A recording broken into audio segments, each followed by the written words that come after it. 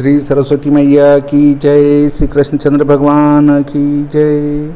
देखिए, आज हम चर्चा कर रहे हैं जीवित विद्वान,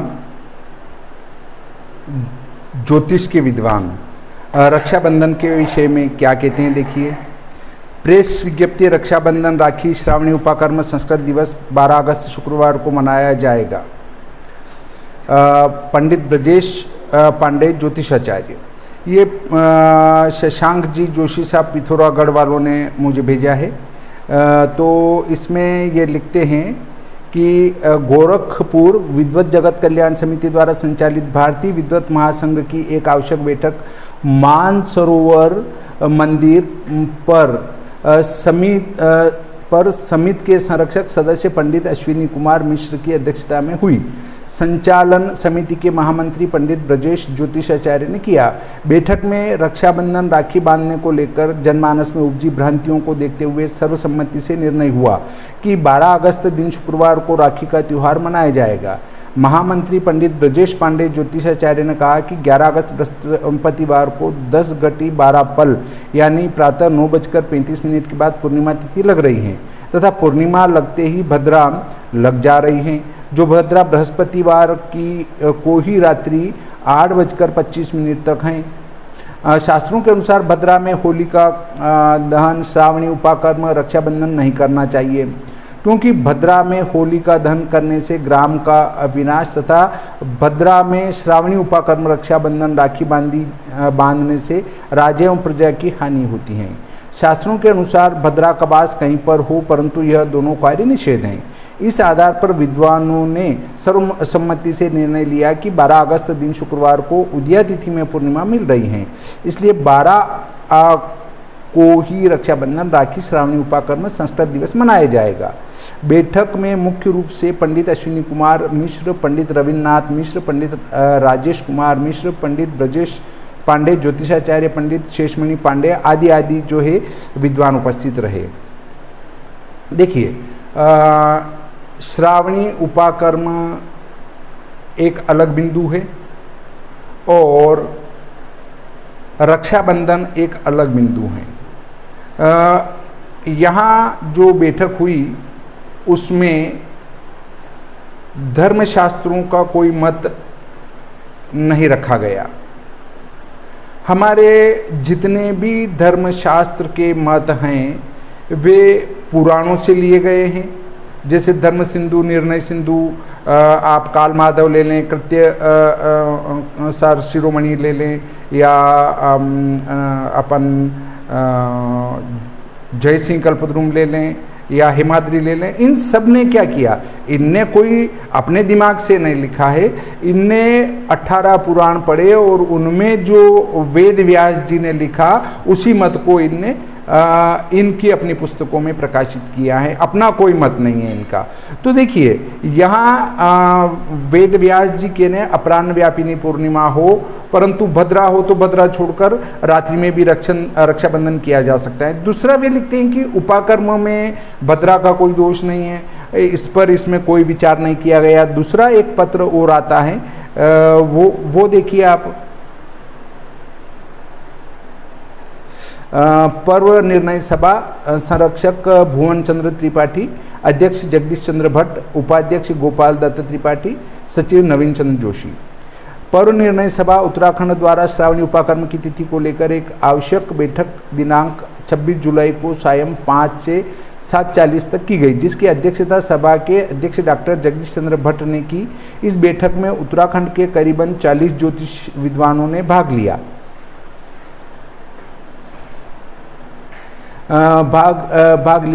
इसमें करीबन 12 विद्वानों ने अपने मत रखे। पर्व निर्णय सभा सहित आचार्य रमेश चंद्र जोशी द्वारा काफ़ी लंबे समय से प्रयास किया जाता रहा है कि सभी पंचांगकार आपस में मिल बैठकर पर्वों की एकता के लिए पंचांग प्रकाशन से पूर्व ही एक मत हो जाएं, परंतु रुचिनाई वे चित्रयात के कारण इसमें सफलता अभी तक नहीं मिल पाई है, परंतु हम प्रयत्न जारी रखेंगे व हर पंचांगकार से पर्व की एकता के लिए प्रार्थना करते रहेंगे। देखिए, इस संबंध में कहना यह है कि लगभग सभी पंचांगकर्ताओं ने 90% पंचांगकर्ताओं ने रक्षाबंधन का त्यौहार 11 अगस्त 2022 को ही लिखा है। तो इसमें कोई एकमत होने जैसी बात नहीं आती है। आगे लिखते हैं, पर्व निर्णय सभा का लक्ष्य किसी पंचांगकार का खंडन अथवा मंडन करना नहीं है। और सभा के लिए तो सभी पंचांगकार सम्मानीय आदरणीय, उनकी विद्वत्ता एवं परिश्रम प्रशंसनीय है, क्योंकि सभी पंचांगकार प्रमाण सहित अपने पक्ष को प्रस्तुत करते हैं। पर्व निर्णय सभा को किसी भी पंचांगकार के दिए गए तर्कों अथवा उनके द्वारा सुझाई गई तिथि के संदर्भ में आक्षेप विरोध करने का अधिकार नहीं है। इसका लक्ष्य तो मात्र यह जानना है कि अधिकांश का मंतव्य किस शास्त्रीय परंपरा के प्रति है। पंचांगकारों में श्रावणी को लेकर 11 एवं 12 अगस्त को संपन्न कराने के संदर्भ में भ्रम की स्थिति बन रही है। इसी भ्रम को दूर करने के लिए सभा में हर एक वक्ता से निवेदन किया है कि प्रमाण तो सभी पंचांगकारों ने अकाट्य रूप से दिए हैं। आप लोग स्पष्टतया बताएं कि उत्तराखंड में शास्त्र व परंपरा का पालन करते हुए किस दिन इस पर्व को मनाया जाए। देखिए, उनका ये कहना है कि शास्त्र को भी देख लो और परंपरा को भी देख लो कि परंपरा क्या कहती है। भाई, परंपरा कुछ भी हो, परंतु हम यदि पुराणों को मानते हैं और वेद व्यास जी को मानते हैं तो उनकी बात को भी मानना चाहिए। और यदि हम परंपरा को मानते हैं तो 18 पुराणों को छोड़ देना चाहिए कि नहीं, जो हम कहेंगे वो होगा, ये पुराण किसी काम के नहीं है। वक्ताओं में डॉक्टर राजेंद्र प्रसाद गेरोला, टीरी, आचार्य मुकेश पंत, काशीपुर श्री गंगा प्रसाद जोशी आदि विद्वान उपस्थित रहे और उनने अपने अपने विचार रखे तथा उक्त में से एकाध को छोड़कर अधिकांश विद्वानों ने 12 अगस्त 2022 उदय व्यापिनी पूर्णिमा को श्रावणी मनाने का निर्णय लिया। देखिए, श्रावणी मनाने का जो निर्णय लिया गया है वो 12 अगस्त को लिया गया है, जबकि इसमें देखा जाता है कि आपकी जो है वो पूर्णिमा पूर्वान्न व्यापिनी किस दिन है। पूर्वान्न व्यापिनी अगर पूर्णिमा पहले दिन है तो वो आपको पहला ही करना पड़ेगा, अन्यथा आपको फिर दूसरा वाला करना पड़ेगा। ये स्पष्टतया मत हैं। इनका दूसरा पत्र क्या कहता है, देखिए उसी पर द्वितीय पेज। पर्व निर्णय सभा के संरक्षक वरिष्ठ विद्वान आचार्य डॉक्टर भुवन चंद्र त्रिपाठी जी ने कहा कि उत्तराखंड में पंडित नित्यानंद पर्वती महोपाध्याय के वर्ष कृत्य दीपक में दिए गए निर्णय का अवलोकन कर यदि पंचांगकार अपने पंचांगों में पर्वों का निर्धारण करे तो कहीं कोई विसंगति नहीं रहेगी। उनने जो सलाह दी है कि वर्ष कृत्य दीपक को आप देखें, वो किन्ने लिखा था कि नित्यानंद जी पर्वती महोपाध्याय ने लिखा था। तो हम क्या वेद व्यास जी ने लिखा है उसको नहीं माने और जो नए लेखक लिख रहे हैं उनको इस बात को स्वीकार करें। क्या हमें करना चाहिए? कृपया विद्वान कमेंट बॉक्स में एक कमेंट करें, चूँकि ये पत्र सार्वजनिक है और सार्वजनिक होने से इस पत्र पर चर्चा की जा सकती है। और जब एक विद्वानों की सभा हुई है तो मैं विद्वानों के समक्ष इसको इसलिए रख रहा हूँ कि आप विद्वद्गण इस पर अपना मत रख सकें। देखिए, फिर लिखा है कि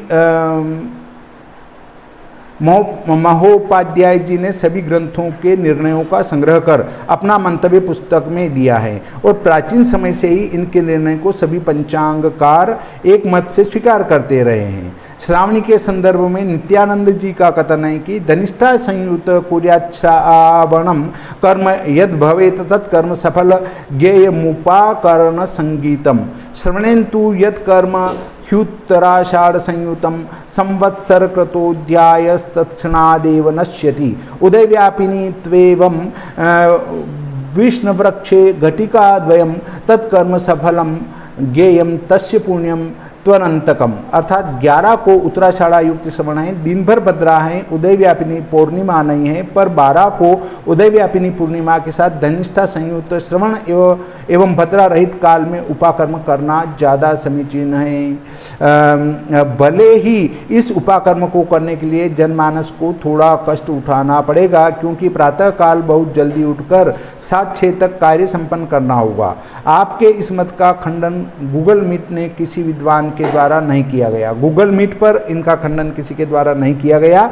उक्त सभा में अधिकांश का मंतव्य तर्क 12 अगस्त उदय व्यापिनी तिथि में ही प्रातः काल श्रावणी उपाकर्म के पक्ष में था। इस लोकतांत्रिक पक्ष को देखते हुए सभा के अध्यक्ष डॉक्टर जगदीश चंद्र भट्ट ने अंत में कहा कि किसी भी पंचांगकार ने अशास्त्रीय अथवा अपनी व्यक्तिगत राय निर्णय के संबंध में नहीं दी गई हैं, परंतु आज की गूगल मीट में ज़्यादा विद्वानों पर्व निर्णय सभा के पदाधिकारियों व सदस्यों का निर्णय 12 अगस्त के पक्ष में होने के कारण इस वर्ष पर्व निर्णय सभा की ओर से श्रावणी उपाकर्म 12 अगस्त 2022 को प्रातः 7:06 से पूर्व संपन्न किया जावे। देखिए, इस संबंध में ये कहना है कि यहाँ पर चूँकि उनने कहा जो पर्वती जी जो आदरणीय विद्वान हुए हैं नित्यानंद जी साहब, उनने लिखा है वो बिल्कुल सटीक लिखा है, उसमें कोई दो राय नहीं है। परंतु जो हम बाद में निर्णय ले रहे हैं उनकी पुस्तक का हवाला देते हुए वो समीचीन नहीं लगता है, क्योंकि इसमें स्पष्ट निर्णय ये है कि आपको जो है क्या करना है उसके संबंध में उनने पर्वती जी ने स्पष्ट रूप से लिखा है कि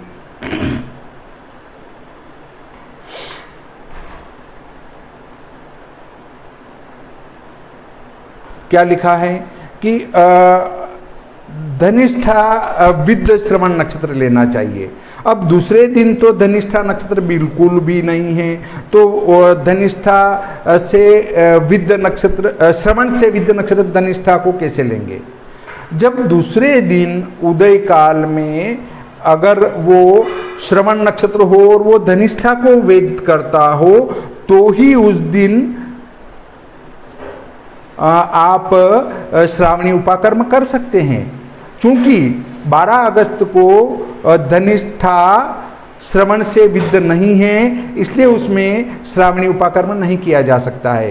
पुनः मैं विद्वानों से निवेदन करूंगा कि एक बार शास्त्रों का अध्ययन पुनः करें और उसके अर्थ को समझें। धनिष्ठा में कभी भी श्रावणी उपाकर्म नहीं किया जाता है, ये शास्त्र कहता है। हाँ, परंतु धनिष्ठा के प्रथम चरण में किया जाता है। कब किया जाता है? जब श्रवण धनिष्ठा का वेद कर रहा हूं तो। अब चूंकि उदय काल में श्रवण है ही नहीं तो धनिष्ठा का वेद नहीं कर रहा है, इसलिए धनिष्ठा में श्रावणी उपाकर्म नहीं किया जा सकता है, ये स्पष्ट है। दूसरी बात उत्पन्न ये होती है कि पूर्णिमा न्यूनतम त्रिमुहूर्ता हो तो ही उसमें आप रक्षाबंधन कर सकते हैं, परंतु यहाँ पर 12 अगस्त को पूर्णिमा त्रिमुहूर्त न्यूना है, इससे उसमें रक्षाबंधन का पर्व कतई नहीं मनाया जा सकता है। इधर रात्रि में 11 अगस्त को रक्षाबंधन का पर्व मनाने में कहीं से कहीं तक कोई दिक्कत नहीं है। अब देखिए, एक और आता है कि रक्षाबंधन का त्यौहार 11 अगस्त को है अथवा 12 अगस्त को, इस बारे में भ्रांति का निवारण करते हुए वह सनातन संस्कृति का हास न हो, इस बारे विद्वानों के विचार विमर्श के बाद शर्मा जी ने बताया कि 11 तारीख गुरुवार को पूर्णिमा तिथि प्रातः 10:39 से लगेगी। इससे पूर्व चतुर्दशी है, चतुर्दशी में रक्षाबंधन का त्यौहार नहीं मनाया जाता। इसके साथ ही 10:40 से भद्रा काल भी शुरू हो रहा है, जो रात्रि में 8:53 तक रहेगा और दूसरे दिन यानी 12 अगस्त शुक्रवार को प्रातः 7:06 तक पूर्णिमा रहेगी। अतः भद्रा काल में मांगलिक कार्य नहीं होते हैं, इसलिए दूसरे दिन 12 अगस्त शुक्रवार को ही रक्षाबंधन का त्यौहार मनाना श्रेष्ठ है। रहेगा। यदि कोई व्यक्ति रक्षाबंधन 11 अगस्त को रात्रि 8:53 से 9:50 तक करता है तो कर सकता है। उदया तिथि पूर्णिमा 12 अगस्त शुक्रवार को भले ही प्रातः 7-6 बजे तक ही है, लेकिन 12 अगस्त शुक्रवार को उदया तिथि के हिसाब से दिन भर रक्षाबंधन का कार्यक्रम हो सकता है। देखिए, मैं कई वीडियो में बता चुका हूँ कि आजकल लोगों के दिमाग में ये फिट किया जा रहा है कि उदया तिथि है, और उदया तिथि को कैसे मानेंगे। हमारे तो वेद व्यास जी ने 18 पुराण लिखे और उसमें व्रत पर्व के सूक्ष्म निर्णय दिए हैं। सांप चला गया और उसके बाद उसकी लकीर को पीट रहे हैं। अरे सांप रहेगा तो उसको पीटो ना यार। उसी प्रकार इनको समझाना संभव नहीं है। हवन की अग्नि बंद हो चुकी है, राख रह चुकी है और उसमें हवन कर रहे हैं स्वाहा, तो वो देवताओं तक कैसे पहुंचाएंगे अग्निदेव। जब अग्निदेव ही वहां उपस्थित नहीं है तो देवताओं तक वो आपकी आहुति पहुंच ही नहीं सकती है। तो आप ये निश्चय कर लें, निर्णय कर लें कि जहां तक कर्मकाल व्यापिनी या हमारे वेद व्यास जी के द्वारा निर्देशित तिथि नहीं होगी, हम उस पर्व को नहीं मना सकते। इसलिए आप पाठकगण जो मेरे वीडियो देखते हैं वो दिमाग से ये बात डिलीट कर लें कि आज उदया तिथि है। उदया तिथि से व्रत पर्व का कहीं कोई निर्णय लेना देना नहीं है। उदया तिथि वहीं पर ग्राह्य होगी जहां एकादशी का व्रत किया जाता है, बाकी में नहीं। परंतु एकादशी में भी अनेकों निर्णय हैं, इसलिए थोड़ा विचार कर फिर इस निर्णय पर पहुंचे तो उचित रहेगा। शास्त्रों में यही कहा गया है कि जो उदया तिथि है उसी का मान दिन भर रहता है। देखिए इनने क्या कहा, शास्त्रों में यह कहा है कि जो उदय में तिथि है वो चाहे एक पल हो वो दिन भर रहेगी। कौन से शास्त्र में लिखा है ये इनने नहीं लिखा, बस शास्त्र के दिया। अब शास्त्र तुम ढूंढो, कौन से शास्त्र में ढूंढो, उससे कोई लेना देना नहीं है। ये इसको कहते हैं अपनी स्वयंभूता, मतलब स्वयं ने जो कह दिया वो सत्य है, ऐसा नहीं होता है। तो अतः मांगलिक कार्य पूरे दिन मनाया जाएगा। इसलिए रक्षाबंधन का त्योहार एवं श्रावणी कर्म 12 तारीख शुक्रवार को ही मनाए, पूरा दिन शुद्ध रहेगा। भद्रा में क्यों नहीं बांधी जाती राखी। देखिए इनने क्या कहा, रक्षाबंधन का त्योहार और श्रावणी उपाकर्म आप 12 अगस्त को करें, जो कि सर्वथा गलत है। कैसे गलत है कि धनिष्ठा में तो श्रावणी उपाकर्म करना ही नहीं चाहिए, वो नुकसानदायक है। इसलिए आप 12 अगस्त को तो श्रावणी उपाकर्म कर ही नहीं सकते हैं। दूसरा उनने कहा है कि त्रिमुहूर्ता पूर्णिमा हो तो ही रक्षाबंधन करे। तो क्या हमारे वेद व्यास जी पुराणों में गलत लिख गए? यदि गलत लिख गए तो पुराण गलत है, और पुराण गलत हैं तो सनातन गलत है, और सनातन गलत हैं तो फिर आप क्यों सनातन धर्म की डूंडी पीटते हो कि मैं सनातन धर्मी हूं, हिंदू हूं? क्यों पीटते हो? फिर तो कहो हम देवी देवता व्रत पर्व त्योहार कुछ भी नहीं मानते हैं, हम तो किसी ईश्वर को भी नहीं मानते हैं। और यदि मानते हैं तो फिर आपको पुराण मानने पड़ेंगे। पुराण मानते हैं तो वेद व्यास जी को मानना पड़ेगा, और वेद व्यास जी और पुराण दोनों मानते हैं तो उनने जो लिखा है उसको मानना पड़ेगा। भद्रा में क्यों राखी नहीं बांधी जाती? रक्षाबंधन पर भद्रा काल में राखी नहीं बांधनी चाहिए। इसके पीछे एक पौराणिक कथा बारे बताते हुए पंडित शर्मा ने कहा कि लंकापति रावण की बहन ने भद्रा काल में ही उनकी कलाई पर राखी बांधी थी और 1 वर्ष के अंदर उसका विनाश हो गया था। भद्रा शनिदेव की बहन थी। भद्रा को ब्रह्मा जी से यह श्राप मिला था कि जो भी भद्रा में शुभ या मांगलिक कार्य करेगा उसका परिणाम अशुभ ही होगा। इसलिए रक्षाबंधन का त्योहार 12 अगस्त को ही मनाना श्रेयस्कर रहेगा। हाँ, भद्रा काल में राखी नहीं बांधी जाती है, ये बात सत्य है, परंतु भद्रोत्तर ये कार्य कर सकते हैं। भद्रा समाप्ति के बाद ये कार्य कर सकते हैं 11 अगस्त को ही। 11 अगस्त 2022 को रक्षाबंधन का पर्व निर्बाध रूप से मनाया जा सकता है। इस संबंध में यदि कोई कहता है कि नहीं 12 को समीचीन है तो वे पहले पुराणों को पढ़े। अगर वो नहीं मानते, धर्म सिंधु, निर्णय सिंधु, काल माधव, हे माद्री आदि को अगर नहीं मानते हैं तो पुराणों को पढ़े। और पुराणों में लिखा हुआ भी यदि आपके अनुसार गलत है तो फिर पुराणों को न माने, क्योंकि एक बात गलत लिखी तो पूरे सारे पुराण गलत हैं, और सारे पुराण गलत हैं तो वेद व्यास जी ने जो लिखा वो सब गलत है, और जब वेद व्यास जी ने वो लिखा गलत है, पुराण गलत हैं, तो सारे शास्त्र हमारे गलत हैं, क्योंकि पुराणों के बाद उप पुराण आए, उप पुराण के बाद पूजा पाठ का काम आया, और पुराणों में ही मूर्ति प्रतिष्ठा, हवन आदि का विधान है, तो वो सब गलत हो गए। तो फिर सब कार्य छोड़कर हम निर्गुण ब्रह्म को मानने वाले हो जाएं। न तो कोई ईश्वर है, न कुछ है, हम किसी को नहीं मानेंगे, न कोई राखी होगी, न कोई होली होगी, न कोई दिवाली होगी, हम तो किसी देवी देवता को न मानते हुए निर्गुणी हो जाएंगे। तो इस प्रकार आप अपने मंतव्य इस वीडियो के ऊपर रखें। अगले वीडियो में आप वेदोक्त भविष्योत्तर पुराणोक्त, जो वेदोक्त नहीं भविष्योत्तर पुराणोक्त, आप क्या सुनेंगे? कथा किसकी? रक्षाबंधन की। रक्षाबंधन की भविष्योत्तर पुराणोक्त कथा को आप अगले वीडियो में श्रवण कर पाएंगे। इसके लिए आप अगले वीडियो का इंतजार कीजिए।